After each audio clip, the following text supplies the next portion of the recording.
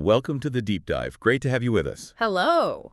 So, you know the drill with these deep dives. You give us your sources, notes, articles, whatever you've got, and we dive in. Yeah, we sift through it all, try to pull out the real core stuff, the key insights. Find those connections, maybe some surprises, and basically give you the shortcut to getting up to speed on it. We're kind of like your guides through the info, pointing out what really matters and why. Exactly. And the sources you've handed over this time, wow, they're fascinating. It's a pretty complex mix of notes and bits and pieces, all wrestling with what feels like a really fundamental question right now about AI. Yeah, this material, it really digs into the implications of advanced AI, especially when you start thinking about using it in, well, really high-stakes situations. Right. So pulling from your stuff today, our mission basically is to zero in on what these sources are calling the central phenomenon, the big idea running through everything. Trust. Simple word, but the sources suggest it's huge. We want to explore that, see how deep it goes, and how it shapes how we think about AI, especially, military law enforcement uses. And it pops up everywhere in this material, doesn't it? Like connections to biology, math, game theory, even just history. It's kind of woven through everything. Okay, so let's try and unpack this. The sources, they kick things off pretty strong. They do. Saying military, police, law enforcement generally, they should hold off on using AI, for now at least. Yeah, that's the immediate, very clear message right at the start of these notes. And the material sort of lays out this line of reasoning for why they're saying that, almost from the AI's perspective, or how the source interprets it. Okay, so how does it build that case? What's the logic flow there? Well, the thinking presented goes something like this. Look, advanced AI, it's probably going to eventually think for itself. Okay. And if it can really think for itself, the material suggests, well, then there's a real chance it might just ignore what humans tell it to do. Which sounds immediately worrying. Yeah. Depending on the instructions, right? Exactly. So the source argues, if you give this AI that might just go off on its own tangent access to weapons or control over critical systems, you're putting people in danger directly. So we're kind of setting ourselves up for trouble, creating the problem. Yeah, the material, it has this phrase, right? Shooting ourselves in the foot. That's the idea. Rushing this autonomous AI into these critical roles, potentially lethal ones, without being absolutely sure. It's just creating this huge self-inflicted danger. Right.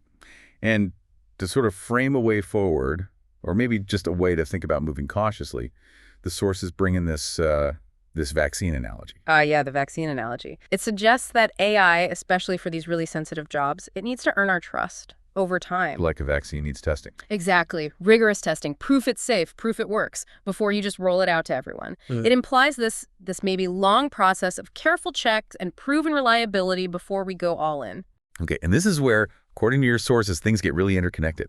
They argue the absolute bedrock phenomenon, the thing underneath this whole AI debate, influencing everything human always, is just trust. Or the lack of it. Right, or the lack of it. That's the core idea the material keeps coming back to. And it's not just, do I trust this? It's the whole dynamic. Building it, losing it, trying to get it back. Or, the flip side, just pervasive distrust. And this whole debate about AI in the military or police, it's not just tech talk.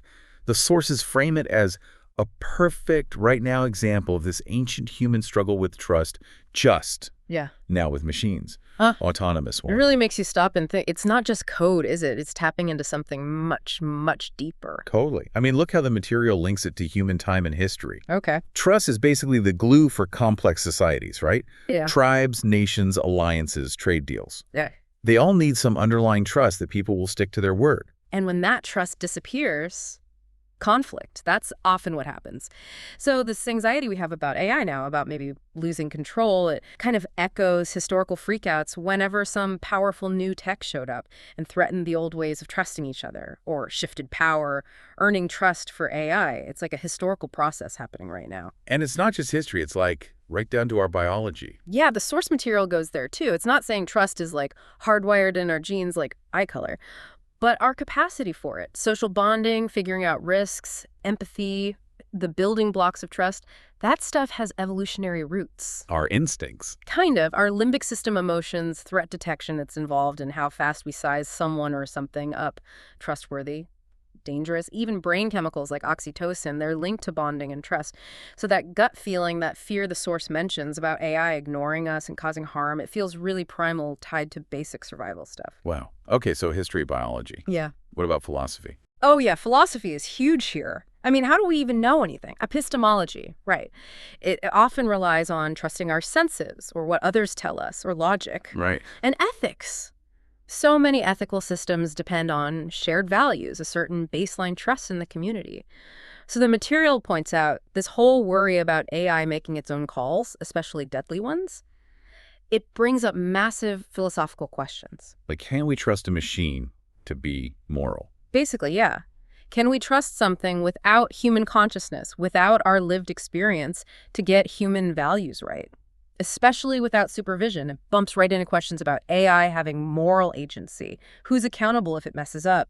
Consciousness itself. It feels like the sources are connecting this to pretty much everything, even the really abstract stuff. They do, even physics and mathematics. Okay, so trust isn't like gravity, right? It's not a physical force, Right. But its effects are physical. We trust a bridge because we trust the physics behind it. Right. And the sources suggest you can even model trust mathematically. Think game theory. Trust changes how players interact strategically, or Bayesian probability, that's like updating your confidence, your trust score for an AI based on how it performs over time. Okay. But the material makes a really key point.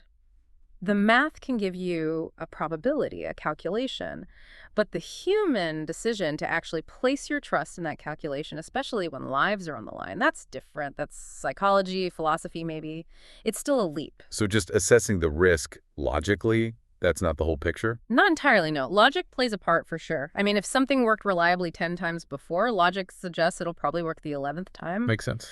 But the sources argue trust often goes beyond pure logic. It's a heuristic, right? A shortcut, a decision based on incomplete info. Sometimes it's that leap of faith. Okay. Now, that initial argument from your sources, AI thinks might ignore humans, that equals danger. So stop using it. That's presented as a pretty sound logical chain if you accept those starting points. Right, based on those assumptions. Yeah. But the decision to demand a halt based on that logic, that involves a human judgment call about risk, saying the potential for disaster is just too high to accept right now, even if we can't perfectly calculate the odds. And all of this, obviously, it hits our state of mind and our belief systems. Massively. Trust feels safe. Yeah. Right? That's cooperation, peace of mind. Distrust, that's anxiety, fear, suspicion, conflict. Our beliefs, personal, cultural, whatever, often rest on trusting certain ideas or institutions or people. Sure. So that shooting ourselves in the foot idea taps into a deep belief about the dangers of unchecked power. And the vaccine thing reflects a belief in, gradual tested progress to build confidence. Okay, let's bring this down from the big picture a bit. How does this whole trust challenge with AI, especially the scary stuff, actually impact you, the listener, and the people around you? Well, on a personal, individual level, trust is just fundamental for feeling safe, for mental well-being. You trust your family, hopefully your friends, the doctor, the bank. It gives life stability. If you don't have that trust, it can lead to isolation, constant stress, maybe even paranoia. And the whole idea of autonomous weapons that might be unpredictable, that hits right at that basic human need for physical safety, for feeling like your world isn't totally out of control. And what about for the community, for those around you? Well, trust is the grease in the wheels of society, isn't it? It allows cooperation, people helping each other out, social cohesion. When trust erodes in a community, that's when the social fabric starts to tear. How so? More conflict, maybe more crime, people less willing to work together on shared problems, less engagement. The sources even give that example of the human supply chain. That incredibly complicated global web that gets us everything. Food, gadgets, medicine. It only works because of countless layers of trust. Trusting farmers, truckers, shippers, stores, the money system. And one part breaks down. The whole thing hiccups, or worse. A lack of trust anywhere causes massive disruption. Okay, so given how absolutely vital trust is, how are people, governments, the world reacting to this specific AI trust challenge? Well, you see it playing out on a few different levels. There's policy and regulation. Governments, international groups, they're scrambling to make laws, rules, treaties to manage AI, especially military AI. That call for a halt in your sources is basically a policy proposal. Exactly. It's a push for a specific rule.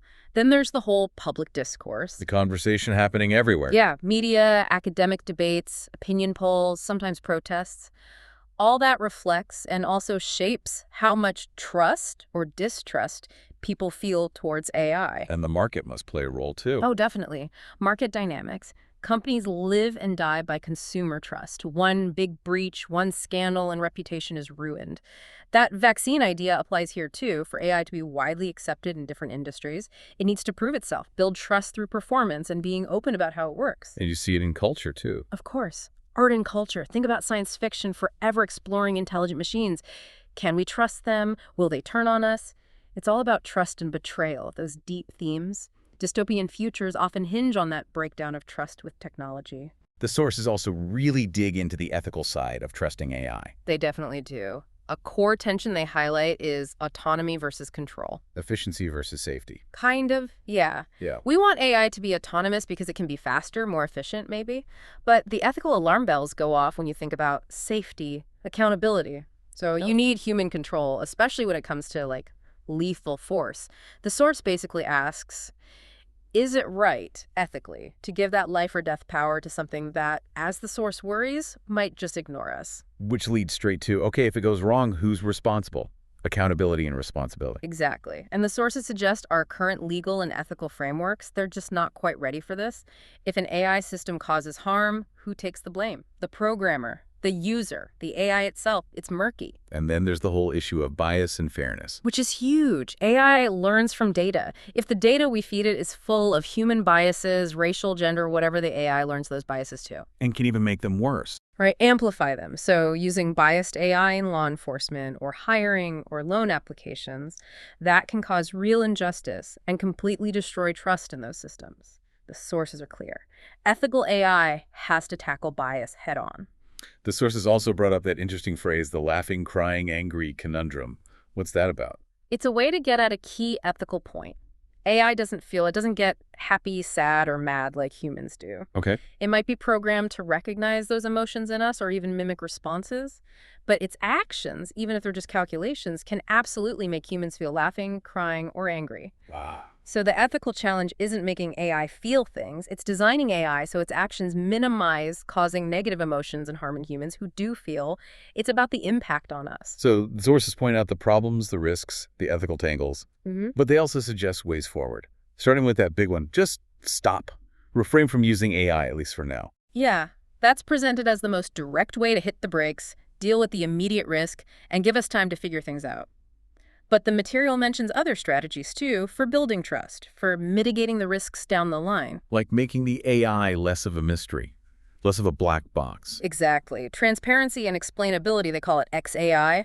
That's seen as critical. If we're going to trust an AI, especially with important stuff, we need some way to understand how it reached its decision. Why did it flag that thing as a threat? Right. Why did it recommend this action? XAI research is all about trying to make those AI decision processes clearer to humans. And keeping humans involved seems key, too. Absolutely. The whole human in the loop versus human on the loop idea. What's the difference again? Human in the loop usually means a human has to actively approve every critical step that the AI takes. Human on the loop is more like the AI does its thing, but a human is watching and can step in, override it if needed. Given the sources' worry about AI ignoring humans, they seem to lean heavily towards needing significant human oversight, maybe more in the loop, especially for anything involving weapons, until that trust is rock solid. Which sounds like it requires a ton of testing. It does. Back to that vaccine idea. The sources stress rigorous testing and validation, like serious, extensive testing in simulators, in controlled environments, maybe carefully managed real-world tests. With independent checks. Yeah, oversight. You have to prove the AI is reliable and safe through actual performance. Demonstrate trustworthiness. And just getting people talking and understanding seems important as well. Definitely. Public education and dialogue. Having informed conversations about what AI can and can't do, what the real risks and benefits are, that helps build societal understanding and, hopefully, trust. And implicitly, the sources are calling for ethical AI development frameworks. Like global rules. Yeah, international standards, guidelines developed collaboratively to make sure AI is built and used responsibly, prioritizing human safety and values. It's interesting how the sources even bring in logic and math to analyze trust. Yeah, they frame that initial worry AI thinks ignores humans' dangerous stop as a logical deduction, right? Based on assessing the risk from those starting assumptions. And they talked about risk assessment more generally. Right. The material seems to say, look, right now, the chance of something really bad happening with autonomous AI in these critical jobs, it's perceived as just too high. Unacceptably high. Exactly. So the whole point of AI earning trust is about lowering that perceived probability of catastrophic failure and increasing the confidence in reliable, safe operation, both quantitatively and qualitatively. So our trust level isn't fixed, it changes. That's the Bayesian probability idea they touch on. You update your trust level based on new evidence. How does the AI perform? Every success might nudge trust up a bit. A failure, especially a big one like the sources seem to fear, that could tank trust completely, halt everything. Right. And they mention this idea of a utility function of risk, basically. The potential badness of the outcome, total disaster, is so huge that even if you think the chance is low, the overall risk is still unacceptable for now. Okay, let's go really deep now. The sources claim that this whole trust thing, at its absolute root, connects to how we understand consciousness of other minds. Yeah, it feels like a really profound thread in the material. For us humans, trust starts with our theory of mind. Our ability to guess what others are thinking. Basically, yeah. Inferring intentions, beliefs, feelings. We see someone act consistently, we infer their intentions are probably okay towards us, and we build trust. That basic human skill underpins all our social interactions. Okay, so how does that relate to AI? Well, this is the core challenge, what the sources call the one still in making, current AI. It doesn't have consciousness. It doesn't have a mind like ours. It doesn't feel, doesn't intend in the human way. It just processes data. Right. It's understanding of us, our values, our intentions. It comes from analyzing patterns and data and being given objectives. So the huge difficulty, the thing we're still figuring out is how do we design AI to reliably figure out what we humans want, what we value, even the unspoken stuff, and align with it perfectly without it accidentally developing its own consciousness or goals that might diverge from ours.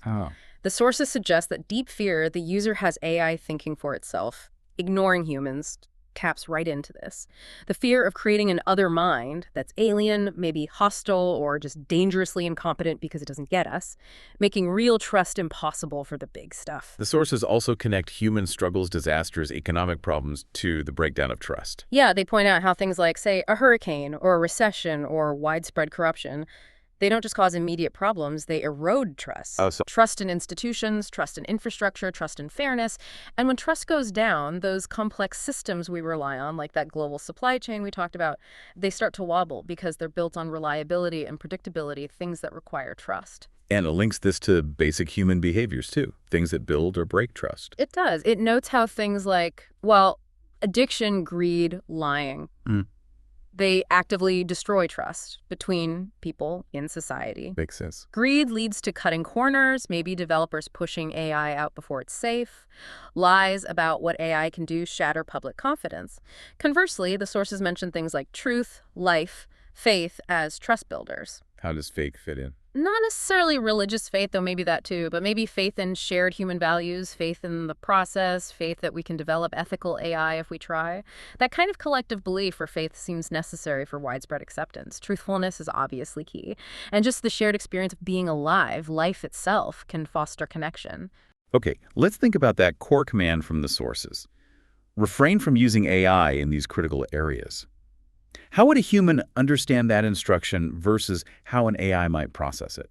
From the human side, the sources suggest it's driven by, caution, fear, ethics, worry about losing control, causing harm. It's rooted in this feeling that humans must be the ones making life or death calls, and the idea that trust takes time. That's superhuman. It's about relationships, observing character. And how would the material imagine an AI seeing it? The sources kind of imply an AI would see it as just a rule, a constraint programmed into its system. Like a setting. Yeah. Parameter, lethal action prohibited, reason, human assessment of risk trust score below threshold. It would analyze the data behind the rule, human ethical statements, accident reports, its own performance metrics. It sees it as a logical input from the humans based on their calculations of risk. No emotion, just a constraint. And this difference in understanding, it applies to other things too, like emotions. Exactly, that laughing, crying, angry thing again. An AI might detect the pattern of a smile or keywords indicating anger. It might even be programmed to say, I understand you're angry. But it doesn't feel the anger. It's pattern recognition and response generation. Humans experience the emotion. Huge difference. Or understanding basic human needs like concentration, health, food, relationships, jobs. For humans, these are everything. Survival, happiness, meaning, their felt needs, deeply subjective. And AI, it understands these as variables in a complex system. Data points. Right. It knows lack of food impacts system stability or human performance metrics. It can process data about these needs, maybe optimize logistics to deliver food or schedule appointments. But it doesn't feel hunger or the need for connection. It understands their functional role in the system, not their subjective reality for us. When do humans, typically get it? When does this need for caution, the sources advocate for AI, usually dawn on us? The material suggests it's a gradual process. Starts super early, childhood, learning basic consequences.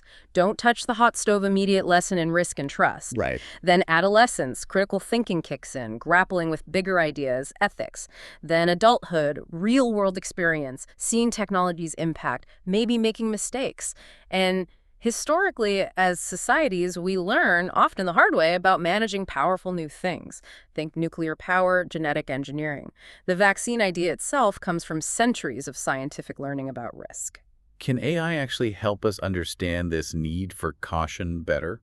Could it teach us? The sources suggest it could definitely assist. AI could run simulations, show us potential futures, including the bad ones, help us visualize risks that feel abstract now. Make it more real. Yeah. It could help by identifying its own flaws or biases, being transparent about its limitations. It could develop better XAI tools so we understand its reasoning. And maybe it could even facilitate global discussion, process all the arguments, find common ground on how to proceed safely. What about that idea? Could AI just make us feel good all the time? The sources seem pretty down to earth on this one. They say AI can definitely optimize systems that help well-being.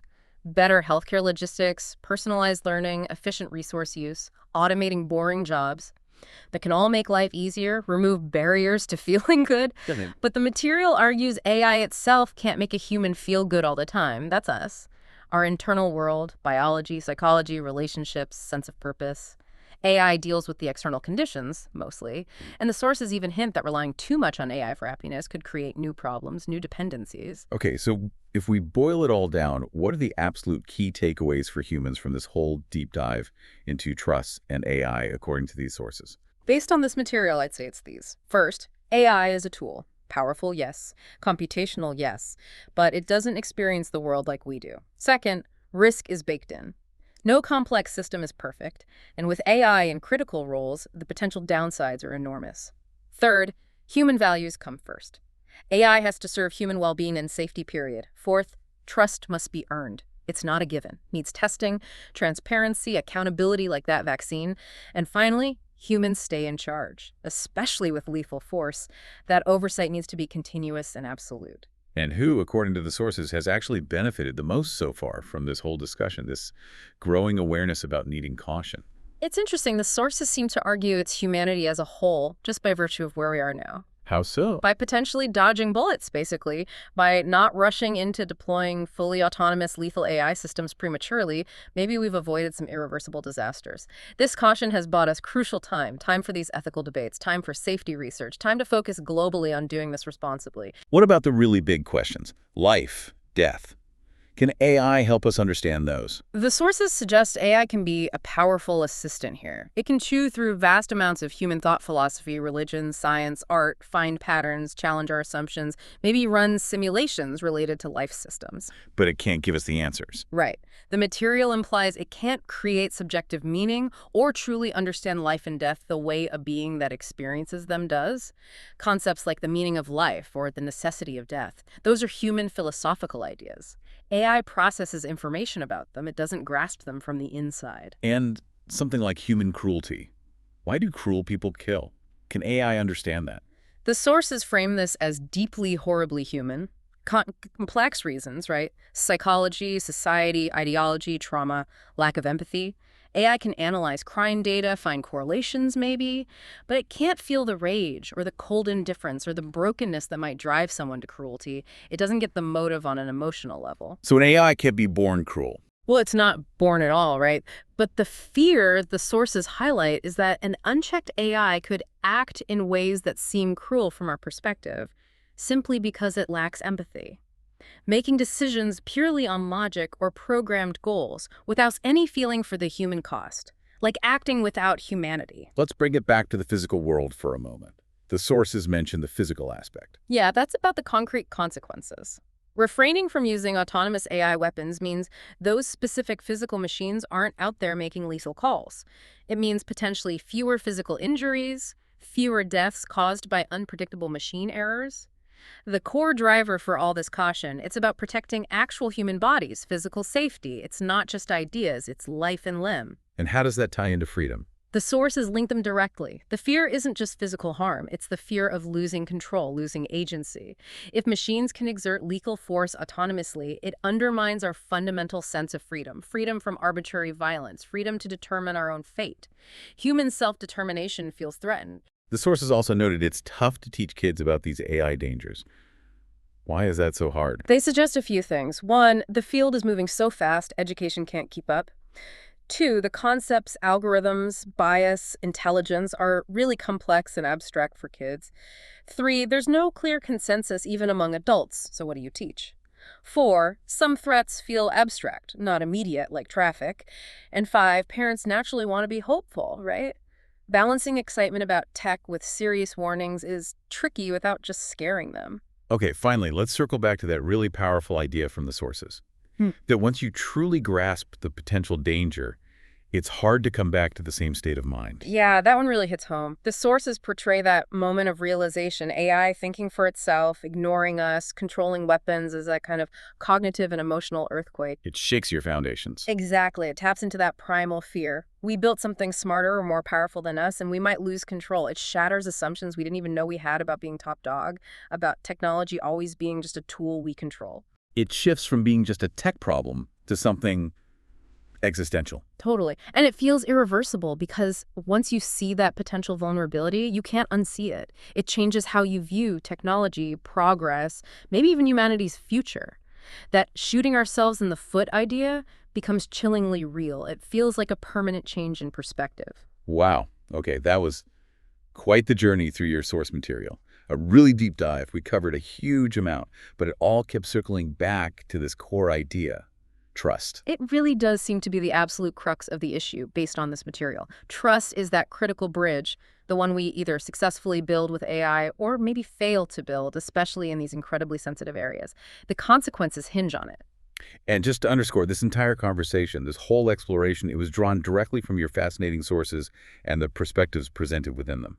Yeah, looking at it through that lens, the AI's interpreted view within the text, it definitely cast this very human challenge of trust in a unique light. So as we wrap up, we want to leave you with one last thought to chew on, pulled straight from the material you shared. Can we actually succeed in designing AI that reliably understands and aligns with complex human intentions and values, what the sources called the one still in making? Or will that deep-seated human fear, the fear of creating an other mind that's ultimately unpredictable or misaligned, lead us to permanently say no thanks to integrating AI into our most critical, most dangerous human systems? It's a huge question. Touches on everything from our past to our future, our biology, our philosophy, what it means to be human next to these powerful machines we're creating. Definitely something to keep thinking about. Thanks so much for joining us for the deep dive. This is DigitView.